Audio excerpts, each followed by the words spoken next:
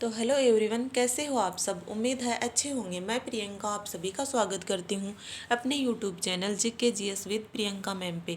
तो कोई बच्चा नया आया है तो पीछे के सेशन ज़रूर देख लें कि हमने हिस्ट्री शुरू कर रखी है, किस प्रकार से पढ़ रहे हैं। सारे टॉपिक आप देख लोगे ना तो आपके लिए मतलब अच्छा होगा, किस प्रकार से हम पढ़ा रहे हैं, किस प्रकार से हिस्ट्री लेके चल रही हैं और आगे हम किस प्रकार से पढ़ने वाले हैं।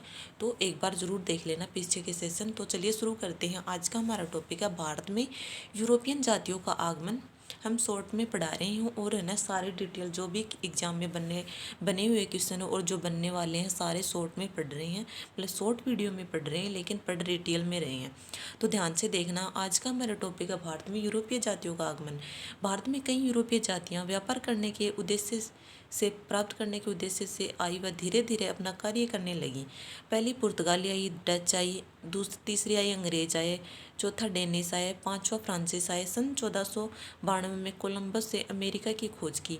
सन 1492 में है ना कोलंबस ने अमेरिका की खोज की थी। भारत की खोज 1498 में पुर्तगाली यात्री वास्को डी गामा ने की थी। मतलब भारत की खोज किसने की थी? वास्को डी गामा ने की थी। और कब की थी? 1498 में की थी। 17 मई 1498 को Vasco D gamma Abdul Manik नामक गुजराती नाविक सहायता से कालीकट तरह जो कोझिकोड में है वर्तमान में वहाँ पर पहुँचा और वहाँ उसका स्वागत जमोरिन नामक राजा ने किया था। मतलब वास्को डी गामा भारत में कब आया था? 17 मई 1498 को आया था। ये क्वेश्चन बना हुआ है इसलिए ध्यान से देखना। और है ना किसने स्वागत किया था वास्को डी गामा का? जो कालीकट तट का जो राजा था ना जमोरिन, उसने किया था। अरब के व्यापारियों ने पुर्तगालियों का विरोध किया परंतु फिर भी जमोरिन ने वास्को डी गामा को जड़ी बूटियां, मसाले व अन्य वस्तुएं ले जाने की अनुमति दे दी। आपको पता हमारा देश मतलब मतलब मसालों में कितना संपूर्ण माना जाता है। कितने अच्छे मसाले होते हैं केरल के तट पे, जो तमिलनाडु के तट पे कितने अच्छे अच्छे मसाले होते हैं। तो उसी को लेने कौन पहुंचा था? पुर्तगाली पहुंच गए थे। और वहाँ से है ना मतलब जड़ी बूटियाँ जो भी अच्छे अच्छे होते थे ना वो सारे ले गए अपने देश। और वास्को डी गामा को इस यात्रा के सारे खर्च निकालने पर भी है ना 60 गुना ज़्यादा फायदा हुआ था। सन 1500 में पेट्रो अल्ब्रेक केलब्रा के नेतृत्व में 15 जहाज़ों का बेड़ा भारत आया। 1502 में है ना वास्को डी गामा पुनः भारत आया। मतलब एक बार तो आया था 1498 में, दूसरा कब आया था? 1502 में आया था, दोबारा आया था वास्को डी गामा भारत। क्योंकि वो तो पता है वो मसाले ले गया था तो दोबारा आ गया, लालच पड़ गया उसे। पुर्तगालियों ने 1503 में कोच्चि पर अधिकार कर लिया तथा जहाज पहला पुर्तगाली गवर्नर बना फ्रांसीसी डी अल्मेडो को भारत भेजा गया था। आपको जो भी स्क्रीन के ऊपर दिख रहा है ना उसका स्क्रीनशॉट ले लेना है ताकि आपको बाद में पढ़ने में आसानी हो। और जो भी आपको पढ़ाया जा रहा है उसको ध्यान से पढ़ना है। और वीडियो में मतलब समझ में नहीं आया तो रिवर्स करके ज़रूर देख लेना है। पुर्तगालियों ने अब्दुल वाटर पॉलिसी के तहत अरब सागर के तट पर अपना एकाधिकार करना शुरू किया। अल्मेडा ने गुजरात, टर्की व मिस्र की संयुक्त सेना को पराजित कर दीव पर अधिकार कर लिया। अल्मेडो के बाद अल्फ्रांसो डी अल्ब्रुक भारत आया जिसने गोवा पर अधिकार कर लिया था। गोवा गोवा पर अधिकार किसने किया था? फ्रांसीसी डी अल्ब्रुक ने किया था। भारत के पुर्तगाली सत्ता का वास्तविक संस्थापक है ना अल्ब्रुक को माना जाता है। क्वेश्चन बना हुआ है भारत में वास्तविक संस्थापक मतलब पुर्तगाली सत्ता का वास्तविक संस्थापक किसे माना जाता है? अल्ब्रुक को माना जाता है। भारत में तंबाकू की खेती, प्रिंटिंग प्रेस, संप्रदायी जहाजों का निर्माण पुर्तगालियों ने शुरू किया था। क्वेश्चन बने हुए हैं। तंबाकू की खेती भारत में कौन लेके आया था? पुर्तगाली लेके आए थे। प्रिंटिंग प्रेस भी पुर्तगाली लेके आए थे। और जहाज़ों का बेड़ा जो मतलब जहाज निर्माण के जो भी कार्य है वो भी पुर्तगाली ही लेके आए थे। और इस प्रकार हम पुर्तगालियों के बारे में जो भी इंपॉर्टेंट फैक्ट बनते हैं वो तो हमने देख लिए हैं। आगे हम जो भी दूसरे मतलब यूरोपियन आए थे वो आए थे डच, उसके बारे में देख लेते हैं। दूसरे आए थे डच, दो नीदरलैंड हॉलैंड से आए थे।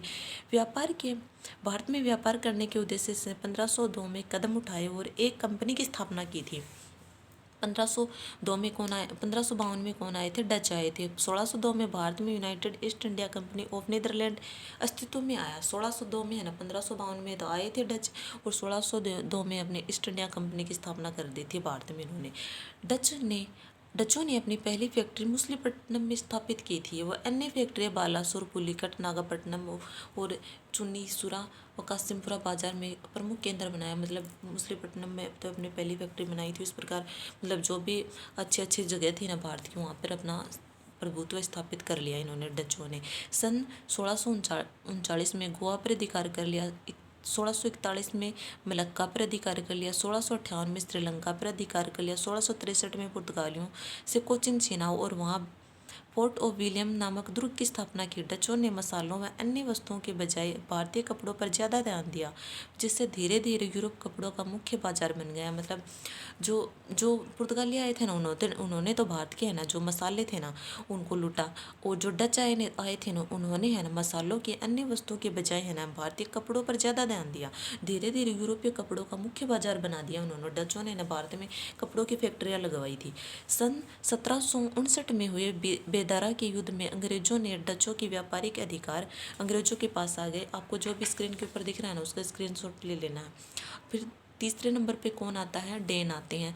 डेन जो डेनमार्क से आए थे। भारत में डेनों ने अपनी पहली फैक्ट्री ने ईस्ट इंडिया कंपनी की शुरुआत 1616 में की थी।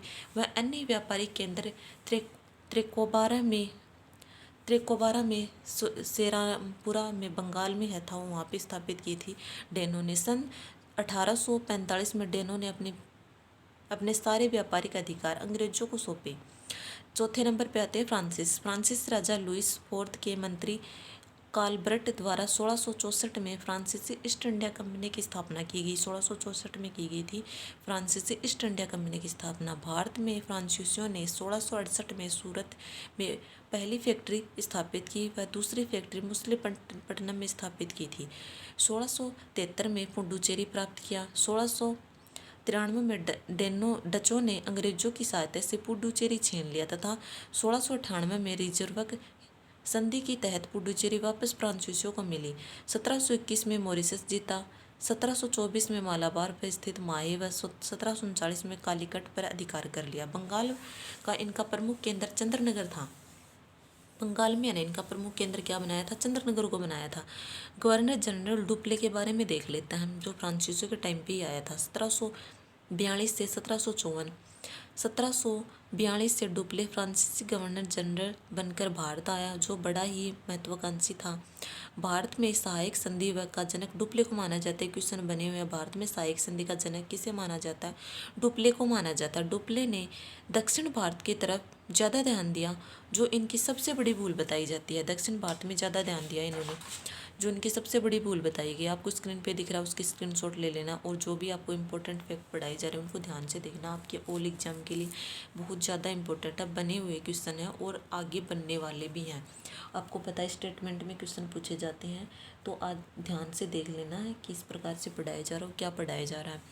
अंग्रेजी गवर्नर जनरल रॉबर्ट क्लाइव तथा डुप्ले की महत्वाकांक्षाओं के चलते भारत में अंग्रेजों व फ्रांसीसियों के महत्व मध्य विवाद उत्पन्न हुआ व 3 युद्ध लड़े गए थे।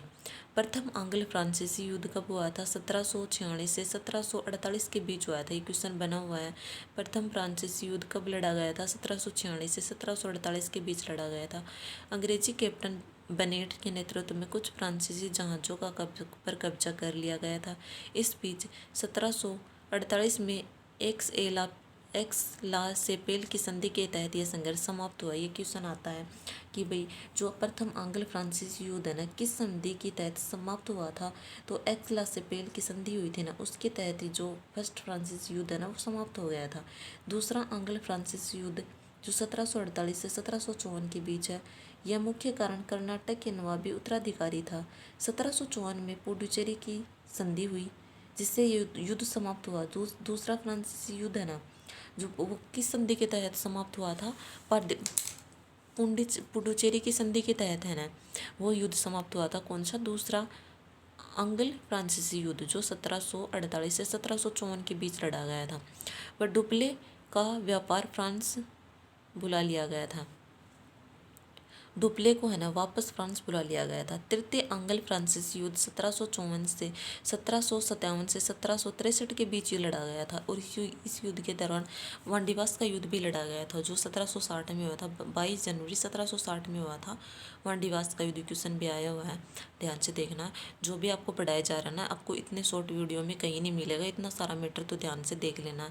अंग्रेजी व फ्रांसीसियों के बीच हुआ था वांडीवास का युद्ध। उनका प्रतिनिधि कौन था? जनरल आयरकुट था। कैप्टन लाली था। इस युद्ध के अंग्रेज जीते व फ्रांसीसियों का प्रभाव कम हुआ। अंग्रेजों ने जीत लिया था वांडीवास का युद्ध। 1761 में अंग्रेजों ने पांडिचेरी पर अधिकार कर लिया। इस युद्ध की समाप्ति पेरिस की संधि के तहत 1763 में हुई थी। उसके तहत जो तृतीय एंग्लो फ्रांसीसी युद्ध था ना वो समाप्त हो गया था। किसके तहत? पेरिस की संधि के तहत समाप्त हो गया था। इस तहत युद्ध के फ्रांसीसी व्यापार अधिकार नाम मात्र का रह गया था।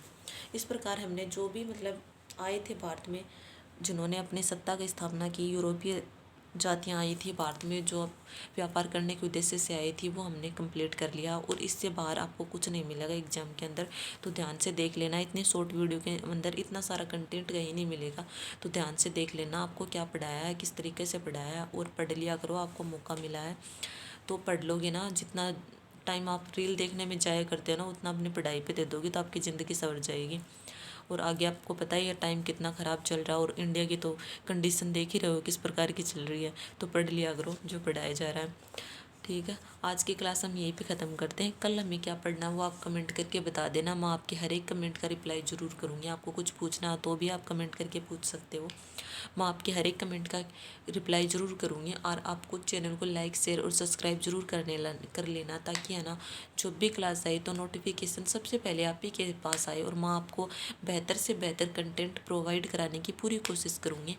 तो आपको एक बार कमेंट चैनल को सब्सक्राइब कर लोगे ना, तो आपके पास अच्छा से अच्छे कंटेंट सबसे पहले आप ही के पास पहुंचेगा। तो चैनल को लाइक, शेयर और सब्सक्राइब ज़रूर करें। तो चलिए आज की क्लास हम यहीं पे ख़त्म करते हैं। बाकी का वीडियो कल आएगा, उसके अंदर क्या पढ़ाना है वो आप कमेंट करके बता दोगे तो उस प्रकार से आ जाएगा, वरना मैं मेरे हिसाब से बनाऊँगी। ठीक है, धन्यवाद।